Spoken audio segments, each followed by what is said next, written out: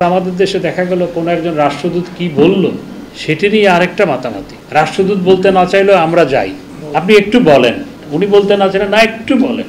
তারপর কেউ ছুটিতে কোথাও যাচ্ছে, সেটিও আবার সংবাদ হয় যে বিরোধী রাজনৈতিক দল বা বিরোধী রাজনৈতিক গোষ্ঠী দেশকে নেতিবাচকভাবে তুলে ধরতে সারাক্ষণ ব্যস্ত, এবং তাদের দলের নেতা ভারপ্রাপ্ত মহাসচিব বিদেশে বসে বসে তাদের পেইড এজেন্ট দিয়ে, তাদের কিছু পেইড এজেন্ট আছে, পেইড এজেন্ট দিয়ে সামাজিক যোগাযোগ মাধ্যমে অপপ্রচার চালায় দেশের বিরুদ্ধে, এবং কিছু ফেক এবং ভেইক এবং কিছু ভুইফোর অনলাইন সেগুলোর মাধ্যমে অপপ্রচার চালায়। সেই অপপ্রচারে আমাদের দেশের মানুষ বিভ্রান্ত হয়। এগুলো কিন্তু দেশের ভাবমূর্তি বিনির্মাণের ক্ষেত্রে বড় অন্তরায়। আজকে লোক সংখ্যা 17 কোটির বেশি, এবং কৃষি জমি স্বাধীনতার পর পার ক্যাপিটাল কৃষি জমি ছিল 20 ডেসিমেল, সেটা এখন কমে 10 ডেসিমেল, অর্ধেকে নেমে এসেছে। এরপরও আমরা দানাদার খাদ্য উৎপাদনে স্বয়ংসম্পন্ন হয়েছে। এগুলো বিরাট অর্জন। এই অর্জনের গল্পগুলো তো মানুষ জানতে হবে, বিশ্ব সম্প্রদায়ও জানতে হবে, তাহলে বাংলাদেশ সম্পর্কে ভাবমূর্তি তৈরি হবে। আমাদের দেশে ইলেকশনের সময় কেউ একজনকে ঘুষি দিল, সেটা নিয়ে যেইভাবে মাতামাতি, আর পশ্চিম বাংলায় স্থানীয় সরকার নির্বাচনে 40 জনের বেশি হত্যাকাণ্ডের শিকার হলো, এবং এই মেয়র নির্বাচনের আগের মেয়র নির্বাচনে বিজেপির প্রার্থী ছিল রূপা গাঙ্গুলি।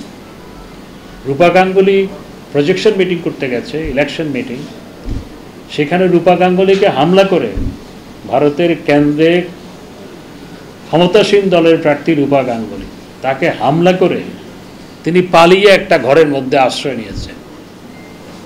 এই ছিল ঘটনা। সেটা নিয়ে তো মাতামাতি হয়।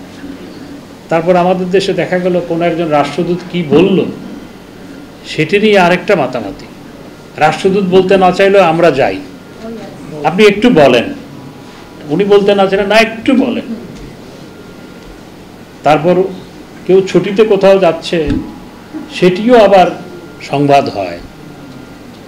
আবার দেখা গেল যে কিছু কিছু মানবাধিকার সংগঠন আছে পৃথিবীতে, তারা কোনো একটা বিবৃতি দিল, সেই বিবৃতি তাদের ওয়েবসাইটে, ওয়েবসাইট কেউ পড়ে না, কিন্তু ওয়েবসাইটে কেউ ঢুকেও না, যারা অনুসন্ধিৎসু তারা ঢুকে, বা প্রফেশনালরা ঢুকে, সেই লাইনে যারা প্রফেশনাল তারা ঢুকে, কিন্তু আমরা সেটাকে বড় করে ছাপিয়ে আমরা দিলাম এবং জানালাম, এবং বা দেশের মানুষ জানলো, সেটা থেকে আবার কপি হলো আন্তর্জাতিক গণমাধ্যমে।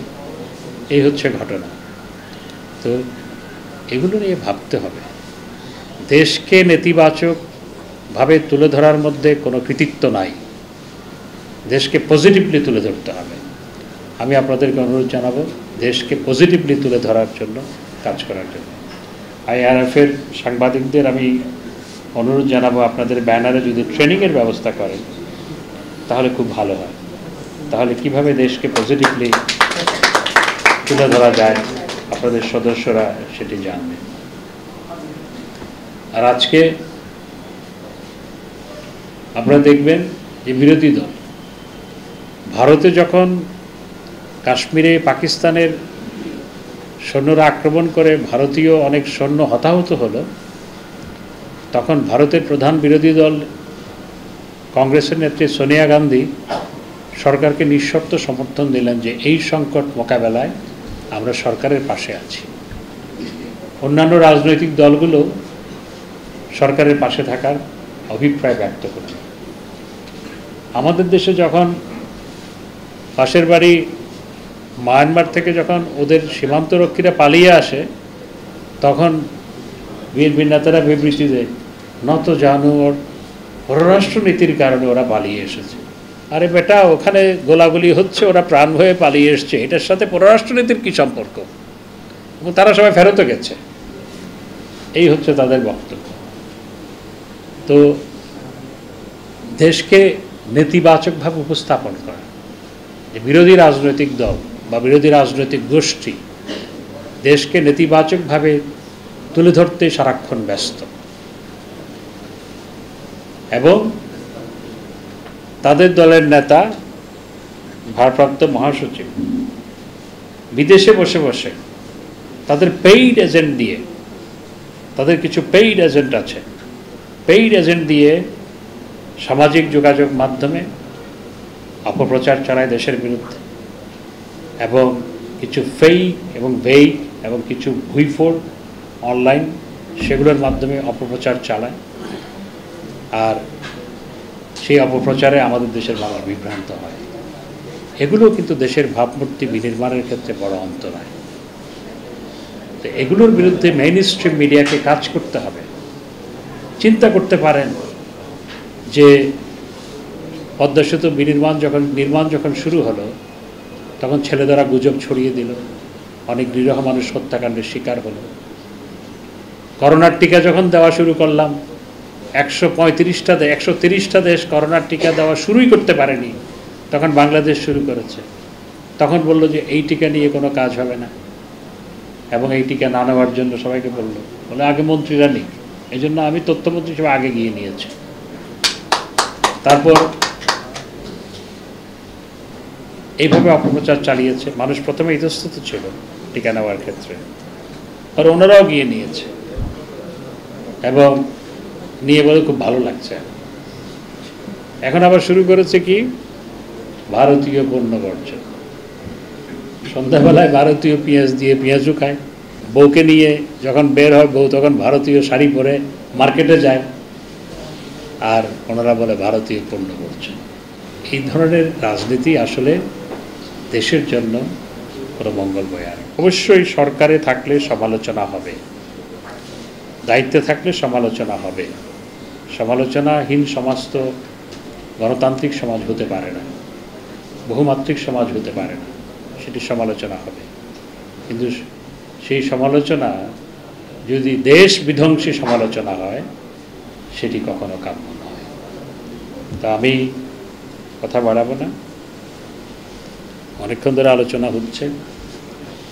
আমি আজকে এই আয়োজন করার জন্য এবং আজকের এই আলোচ্য বিষয় নির্ধারণের জন্য ধন্যবাদ জানাই, অতিথিবৃন্দকে ধন্যবাদ জানাই, সবাইকে ধন্যবাদ জানিয়ে আমার বক্তব্য শেষ করছি। জয় বাংলা, জয় বঙ্গবন্ধু।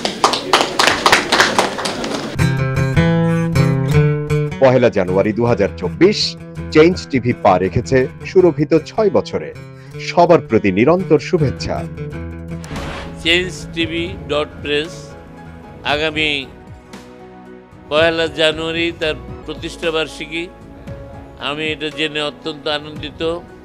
আমরা আশা করছি changetv.press মুক্তিযুদ্ধের পক্ষে তারা কথা বলবে, সত্যের পক্ষে কথা বলবে, নিরপেক্ষ বলে কিছু নেই, সবসময় সত্যের পক্ষে থাকবে, এই প্রত্যাশা ব্যক্ত করছি। এর কলা কুশলী সবাইকে অভিনন্দন জানাচ্ছি, এর শ্রোতৃমণ্ডলীকেও অভিনন্দন জানাচ্ছি। 1 জানুয়ারির যেমন অভিনন্দন, একই সাথে চেঞ্জ টিভির প্রতিষ্ঠানের জন্য সবাইকে অভিনন্দন। চেঞ্জ টিভি প্রতিষ্ঠা বার্ষিকীতে আমরা এদেরকে ধন্যবাদ জানাই। চেঞ্জ টিভিকে উত্তরোত্তর সাফল্য কামনা করি। আর সাথে সাথে আমরা বিশেষ করে এদেরকে অনুরোধ করব যেন তারা দেশের পক্ষে এবং বাংলাদেশের জনগণের পক্ষে, ইসলামের পক্ষে, হকের পক্ষে, সত্যের পক্ষে তারা যেন সুন্দর পরিবেশন করতে পারে, এই আশাবাদ ব্যক্ত করি। আমি শুনে খুবই খুশি হয়েছি। চেঞ্জ টিভি প্রতিষ্ঠার পর থেকে এটি অত্যন্ত বস্তুনিষ্ঠ খবর পরিবেশন করছে। তাছাড়াও দেশের অর্থনীতি, রাজনীতি বিভিন্ন বিষয় নিয়ে তারা জাতির সামনে বিভিন্ন তথ্য তুলে ধরে। আমি মনে করি বাংলাদেশকে আরও উন্নত বিকশিত করার জন্য চেঞ্জ টিভি আরও অবদান রাখবে এবং বাংলাদেশে একটা অন্যতম গুরুত্বপূর্ণ একটা মিডিয়া হিসেবে প্রতিষ্ঠা লাভ করবে। 1 জানুয়ারি 2024 চেঞ্জ টিভি পা রেখেছে সুরভিত 6 বছরে। সবার প্রতি নিরন্তর শুভেচ্ছা। চেঞ্জ টিভি অসাধারণ সাফল্য অর্জন করেছে, সব কিছুর জন্য শুকর আলহামদুলিল্লাহ। আমি বিভিন্ন নামে 400-এর অধিক এপিসোড চেঞ্জ টিভিতে আমার আছে, বিভিন্ন নামে, দ্বিমত, ডার্ক রুম ইত্যাদি। অর্থাৎ এদের উত্থানের সঙ্গে, সাফল্যের সঙ্গে আমি ওতপ্রোতভাবে জড়িত। আমি তাদের সাফল্য কামনা করি এবং নিশ্চিত চেঞ্জ টিভি এবং তার দর্শকগণের নিকট আমি দোয়া চাইবার অধিকার রাখি। আপনারা দোয়া করবেন। changetv.press, এক ফোঁটা হলুদও নেই। 1 জানুয়ারি 2024 চেঞ্জ টিভি পা রেখেছে সুরভিত 6 বছরে। সবার প্রতি নিরন্তর শুভেচ্ছা।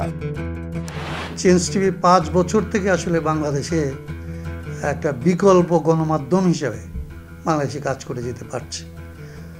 জনগণের যে অকুণ্ঠ সমর্থন এবং গ্রাহকদের, দর্শকদের তাদের যে ভালোবাসা, এই ভালোবাসা অটুট থাকবে এবং আরও বাড়বে এবং চেঞ্জ টিভি এখানকার আসলে গণমাধ্যম, সত্যিকারের গণমাধ্যম হয়ে উঠবে, মানুষের মাধ্যম হয়ে উঠবে। মানুষের প্রতি গণতান্ত্রিক রাষ্ট্র গড়ার জন্যে আসলে যেই ধরনের রাজনৈতিক সংস্কৃতি এখানে গড়ে তোলা দরকার, সেইটার ক্ষেত্রে নিরলসভাবে কাজ করবে এই আশাবাদ ব্যক্ত করে তার সাথে যুক্ত সমস্ত কলা কুশলী, সাংবাদিক এবং শুভানুদ্দেশ সবাইকে আমাদের পক্ষ থেকে, আমার পক্ষ থেকে এবং রাষ্ট্র সংস্কারের আন্দোলনের পক্ষ থেকে শুভকামনা এবং শুভেচ্ছা জানাই, ভালোবাসা জানাই।